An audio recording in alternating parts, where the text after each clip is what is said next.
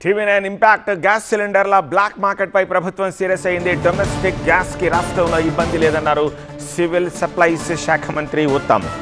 కొరత సాకుతోటి దందా చేస్తే ఏజెన్సీల రద్దే అంటూ మంత్రి ఉత్తమ్ వార్నింగ్ ఇస్తున్నారు.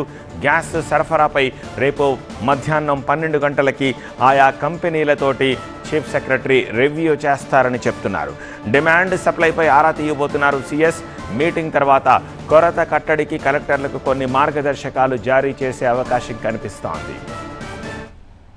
తప్పనిసరిగా ఇమ్మీడియట్ గా వార్ ఫుటింగ్ లా నేను చీఫ్ సెక్రటరీ గారు అన్ని జిల్లా కలెక్టర్లతోని ఆయిల్ కంపెనీస్ తోని 12 గంటలకు సమావేశం పెట్టినాం. మొత్తం ఎల్పిజి సప్లైలో పూర్తి నార్మల్సీ ఉండే విధంగా మా ప్రభుత్వం కేంద్ర ప్రభుత్వంతో కోఆర్డినేట్ చేసి చర్యలు తీసుకుంటాం. బ్లాక్ మార్కెటింగ్ అనే విధంగా ఎల్పిజి డీలర్లు ఎవరన్నా దానికి మరి పాల్పడితే మాత్రం కఠిన చర్యలు తప్పవు. ఆ ఎల్పిజి డీలర్షిప్ క్యాన్సిల్ చేస్తాం.